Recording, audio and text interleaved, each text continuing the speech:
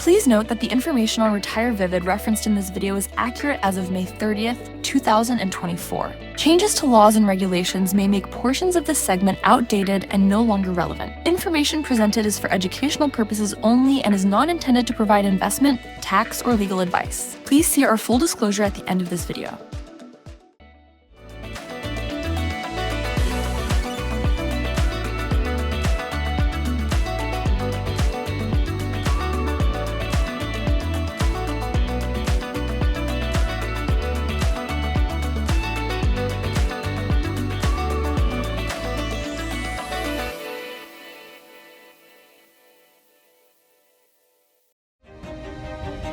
The United States was hurled from incredible wealth to dazed poverty in a single afternoon. Today is Black Monday, the day the Dow dropped more than 500 points. The stock market is now down 21%. The market is not functioning properly. That COVID-19 can be characterized as a pandemic. This market is as volatile as you'll ever see. The $95 billion to provide foreign aid to Ukraine, Israel, and Taiwan.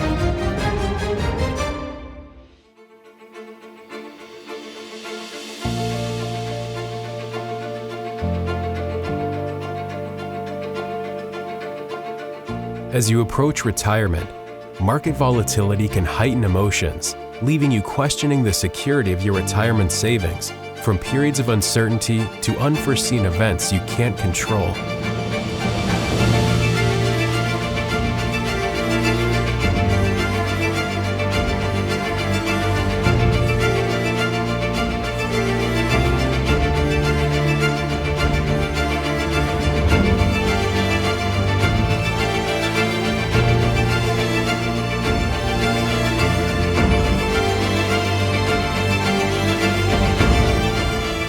You can't control how events impact the market, but you can take steps to help mitigate market volatility.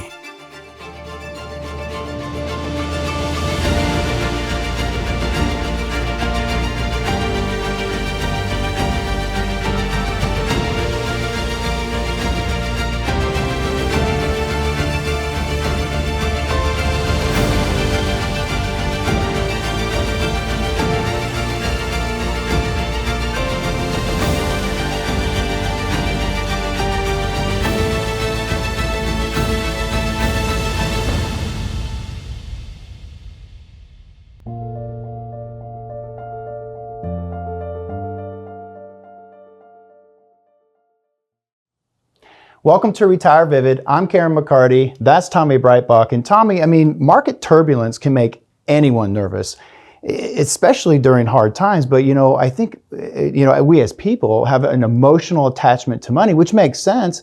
And so when you're seeing something getting hurt, you want to save it, where in fact that might not be the best thing to do. It's really not taking the immediate rash decision. It's keeping a long-term perspective. For those who are at or nearing retirement, maybe in retirement, you have saved hopefully for a long period of time. You've been through some market cycles. Hopefully you found the market comes back because it tends to do that over time. But it's very hard to keep a long-term perspective when things are happening, in real time, in that short time period. Right. And I think the big thing is, as unnerving as they can be, they are normal.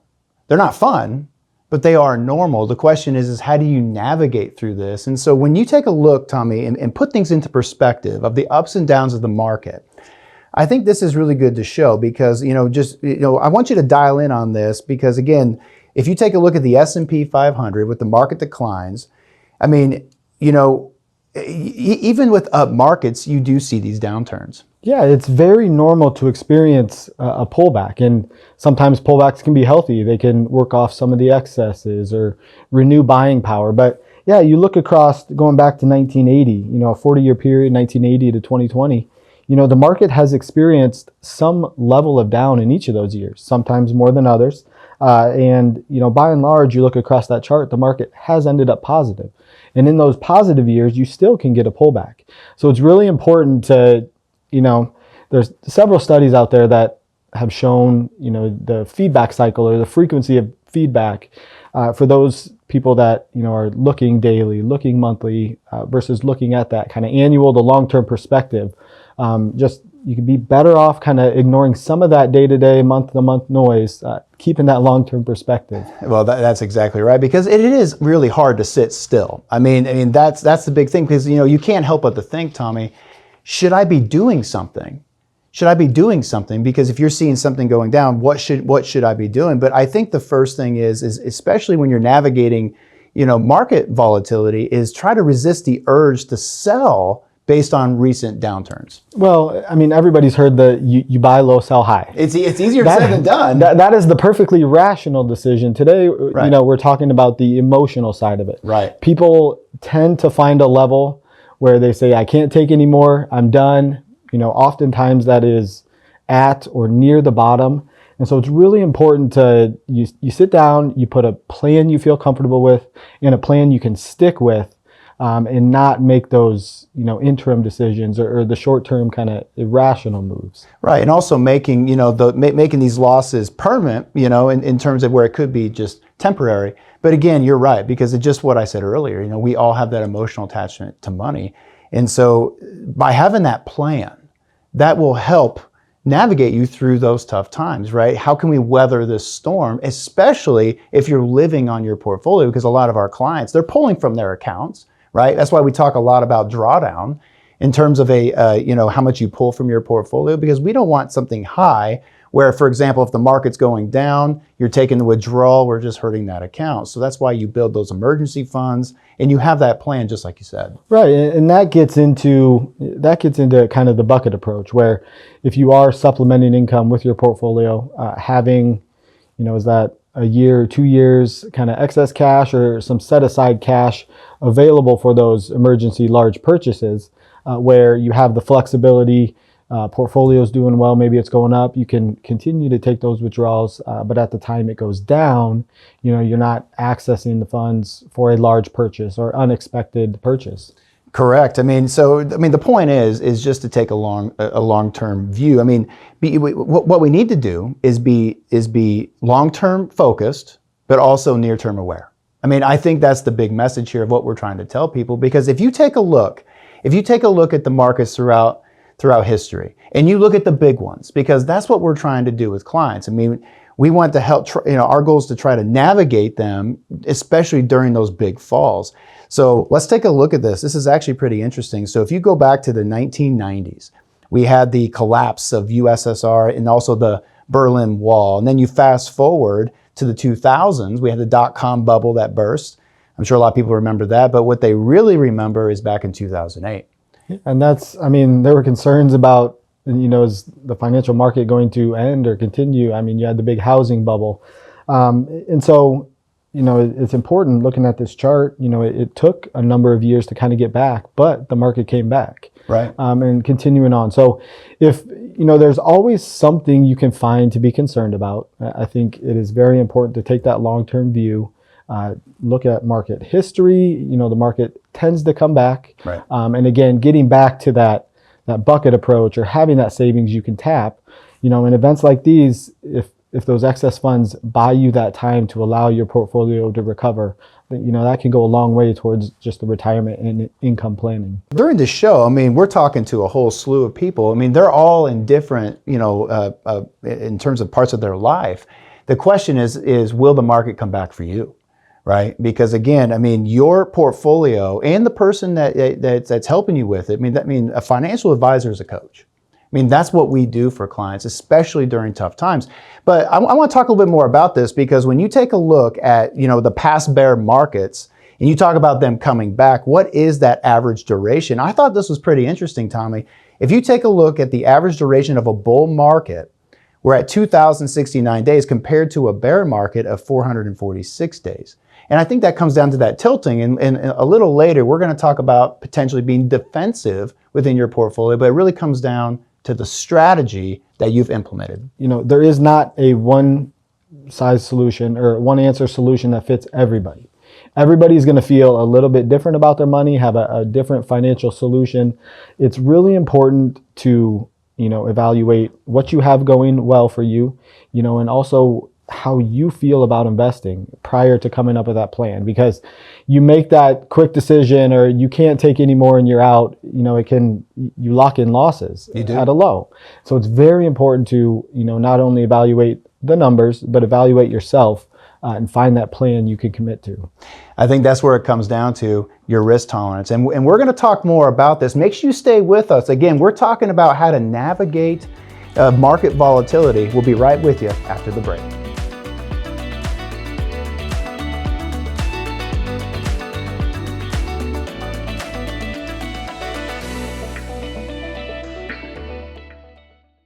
Retirement planning can come with more questions than answers. How do I save money in taxes during retirement? When should I file for Social Security? And how do I retire my 401k? With so much to plan for, how do you know if you're making the right decisions? We are here to help. Simply go to retirevivid.com or call the number below to schedule a 15-minute retirement review. You can speak with us about taxes, Social Security, your 401k, or any quick retirement questions at no cost to you. We are here to help get you retirement ready. Schedule your 15-minute retirement review today. Welcome back. We're talking about navigating volatile markets. And so we just talked about how, market volatility is normal. And again, it really comes down to where you're at in your life in terms of investing. But we also need to talk about your risk tolerance and also your risk capacity, because Tommy, when it comes to investing, we already talked about the emotional attachment to money, the psychology of money, but it also comes down to how much can we stomach during times of uncertainty. Right. And I like to break, risk tolerance, risk capacity down into your ability and willingness. So ability is probably easier to measure. That's your financial situation. You have, if you're in retirement, you have your sources of income, you have your asset level, you have your withdrawal rate, how all those pieces work together kind of determines how much ability you have to take risk. Willingness, on the flip side, is something that, you and I, we can't measure for how a client or a person feels about investing. Right. That is how much you can stomach. What do you like to see your portfolio do? Or do you understand it's a long-term gain and you're willing to ride out some swings? Or is it something you don't want, that volatility? You're really looking to back it down. And so it's very important that you have all of your, all the financial numbers in place, and also, just your emotional evaluation and how you feel about investing plays a big part in, how the retirement plan goes. Right. It's also comes down to if you're working with somebody, in terms of what their specialty is. For us, we work with people that are retired or close to retirement. They've been feeding their 401k plans. And then once you retire, what you have in there is what you're walking into retirement with you. And a lot of our clients are living on that, just like what we've talked about. But that's also where we want to know in terms of what you can take in. And I think that's also why, Tommy, we want to know your risk number. Meaning that, it's like a speed sign. So the faster you go, the more aggressive you are. So for example, let's just say that you come in and you go, you know what, I've never been happy with my portfolio. Okay, let's find out why. We find out that your capacity in terms of what you can tolerate is up to 70, okay? And your portfolio is at a 40. Well, no wonder you're not happy, because it's not getting up there with you. But if you flip it and you have a risk number of 40 and your portfolio is at a 70, you'll be happy during up markets, right? You won't be happy when we talked about, those downturns, because that really puts into perspective in terms of, hey, this is a wake-up call and I should reconsider how and what my strategy actually is. Right. And from a long-term perspective, the second example you just mentioned, that's when mistakes are made. Right. Nobody's ever come in and said, I made too much money. This is too good. It doesn't happen. No. Everybody, you tend to figure out you're wrong at the bottom. Right. And that's when you can lock in those losses. You miss time in the market, you miss some of that recovery. And it's hard to come back from that. So you find out you're wrong at the bottom, typically not at the top. And so it's very important to evaluate where you are at individually and how you feel about your money. Exactly. You mentioned the buckets, and we do that for clients. You got to have those reserves. Meaning because the market will be volatile. It's not going to be great days forever. We've already showed people that. And so that's why you have those buckets where, you have short-term treasuries, maybe some money market funds to cover those expenses, especially when you're retired, or maybe that retirement income. I mean, I'm a big fan of where if we can have a bucket for that retirement income where when the market's down, we're okay because we are living off of what we've done in the past. People like that. It's not good when you don't have a reserve, you go through that pain, and then you start selling because you're scared. I mean, that's why we talk about working with somebody that's done this before. And Tommy, another thing that I want to touch on is focus on time in the market, not trying to time the market. You know, it's very, very hard. There's professionals that can't do it, try to do it unsuccessfully. You know, there have been some that have made some big calls at the right times. But over time, it is important to be, invested in a portfolio that fits you and kind of ignore some of that short-term noise. That noise, that's a good point that you said that, because there's a lot of noise out there. In terms of my question too for viewers, especially for those that do it themselves, is where do you get your information from? Your research, if you would. Is it somebody from a talk show, you know what I'm saying, in terms of where they've never managed people's money before, or people that are managing people's money? I mean, that's what we are.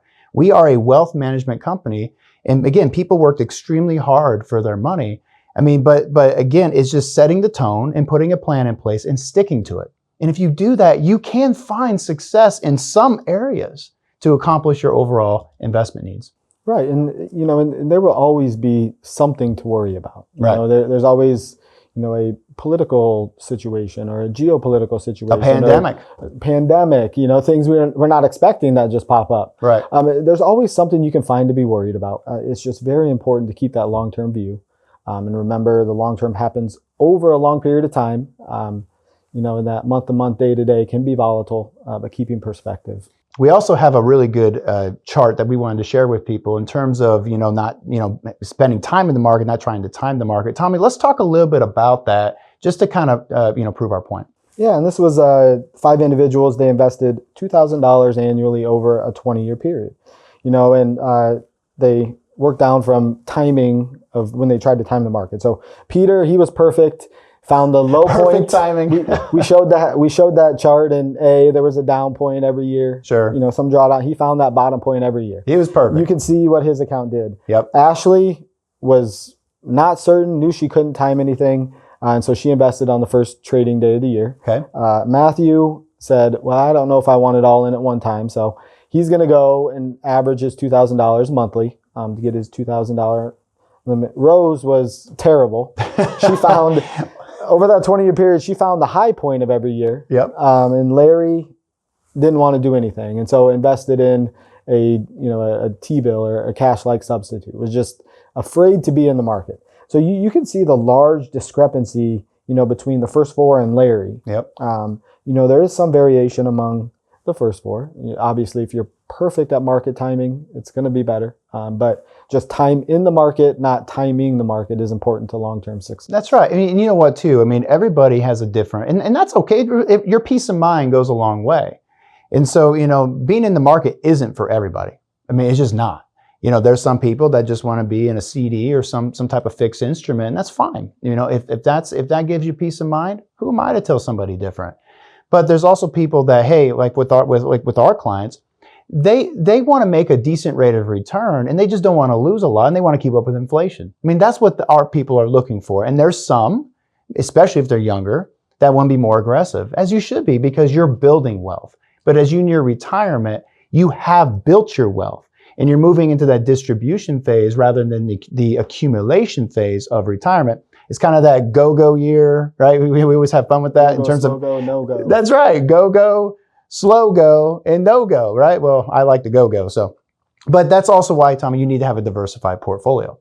You can't just be in one stock or one company. You need to find balance in terms of what you're trying to accomplish with your money. Yeah, you want things that work at different periods of time. If you get too far to one side or too concentrated in a certain market or sector or stock, it can work well for a long period of time, and then you get a headline risk or a significant drawdown affecting all the same companies, and your portfolio returns will reflect that. So it's important to find a balance in there and look for different types of instruments, whether that's stocks or international or bonds or corporate bonds or treasuries, CDs, money market, fixed products like you mentioned. finding a balance and finding things that work at different times, you can attempt to smooth out some of that volatility. Right, because every single product or security is doing something different for you in terms of what you're trying to accomplish. I think the whole point is your portfolio. What is the makeup of your plan? And you know what? We meet with a lot of people. The question is, I mean, do you know the makeup of your plan, or are you just trusting in somebody to do that? I mean, you don't want blind trust, but you need to know what you're in, especially because today's segment is on market volatility.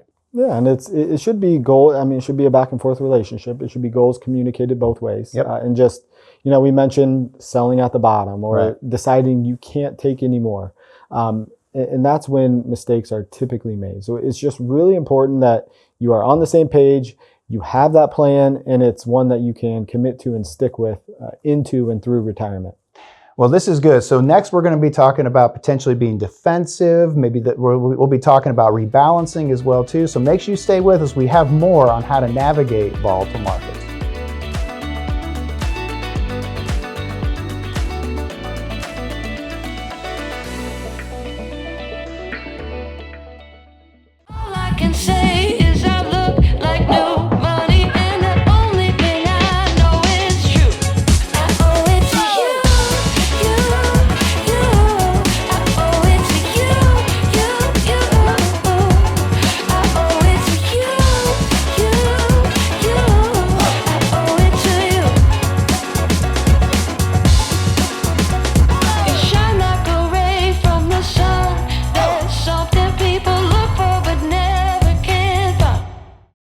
There are other considerations when it comes to navigating market volatility. And so that comes down to, which we've talked about, being defensive. We talked about the buckets, cash equivalents, treasuries, that sort of thing.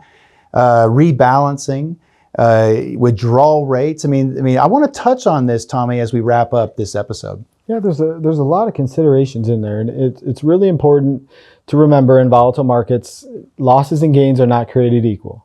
The smaller the loss, the easier it is to get the gain back, obviously. But if you have a 10% loss, it takes you 11% to get it back. That's right. If you lose going higher, if you lose a third of your portfolio, it takes a 50% return to get back. If you lose half the portfolio, you have to double it to get back to even. So that's why it's so important to have your bucket approach, have your plan, and stay committed to a plan. Give your portfolio time to come back, and the bigger the losses, the longer it takes. Well, I think that also comes down to where you can look at tilting, right? So let's say you have your initial stance, let's say that's a moderate stance. And so you may have the ability too, where it's like, hey, if equities are going to be doing well, because equities have over time outperformed the bond market, but you tilt back and forth.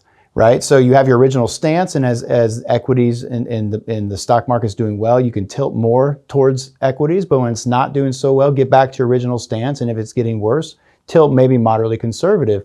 But you're kind of moving back and forth in terms of an investment plan. Yeah, there can be times where equities are more appealing, or stocks may make more sense. But going back to the time in the market versus timing the market, it's really hard to have perfect timing or know when to be in or know when to be all in, all out. And so It's important to have an allocation you feel good with. If you want to let it run a little bit, you can do that. If it's something it's run too much, that's where we talk about rebalancing. It's really important. You can take some of the winners, pare it back, get you back to where your desired allocation was, but just really a portfolio management process. Yeah, right. I mean, I'm glad you mentioned that, because rebalancing is important, because you're going to have some, especially when you have some investments or securities that are doing well, it's overweighting your ship, if you would. So you need to get back into balance. And I believe that's important to do.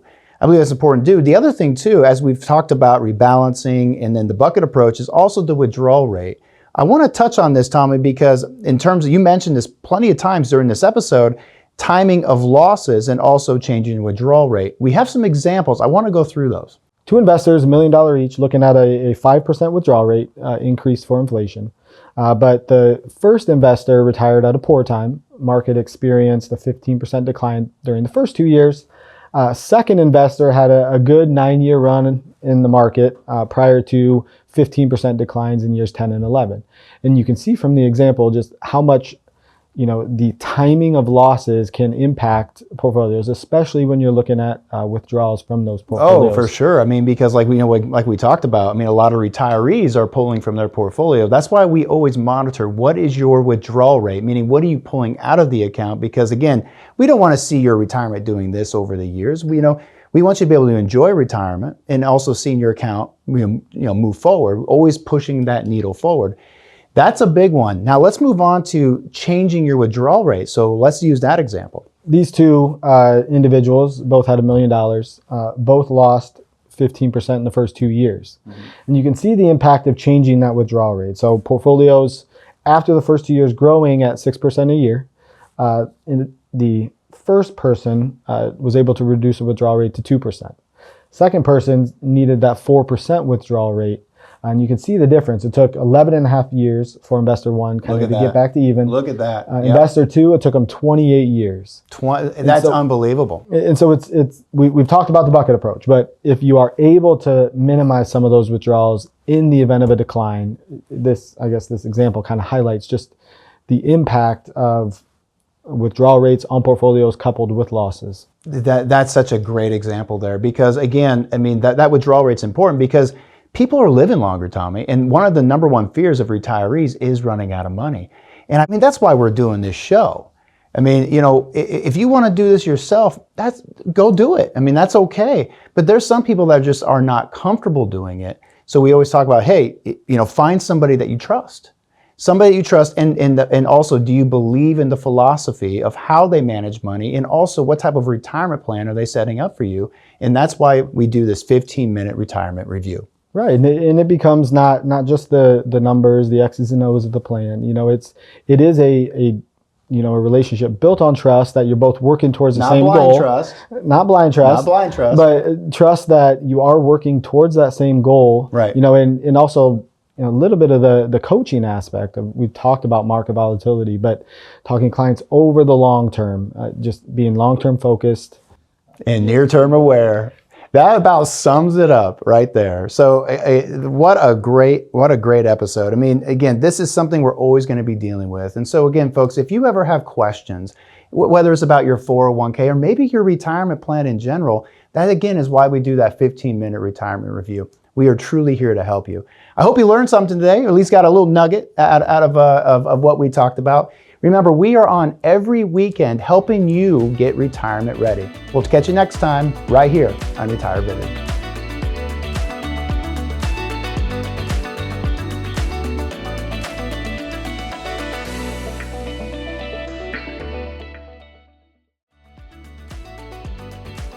Cameron McCarty and Tommy Breitbach are investment advisor representatives of Vivid Wealth Management, a SEC-registered investment advisor located in Des Moines, Iowa. Investment advisory services are offered through Vivid Wealth Management, LLC. Insurance products and services are offered through Vivid Tax and Wealth Advisors, and individually licensed and appointed agents. Tax planning and preparation services are offered through Vivid Tax Center, LLC. The preceding entities are affiliated. Information presented is for educational purposes only and does not intend to make an offer or solicitation for the sale or purchase of any specific securities, investments, or investment strategies. Case studies and examples presented are hypothetical and used to demonstrate a concept. These studies do not represent actual clients or results. Similar or even positive results cannot be guaranteed. None of the entities above are affiliated or endorsed by the Social Security Administration or any government agency. Information expressed does not take into account your specific situation or objectives, and is not intended to provide investment,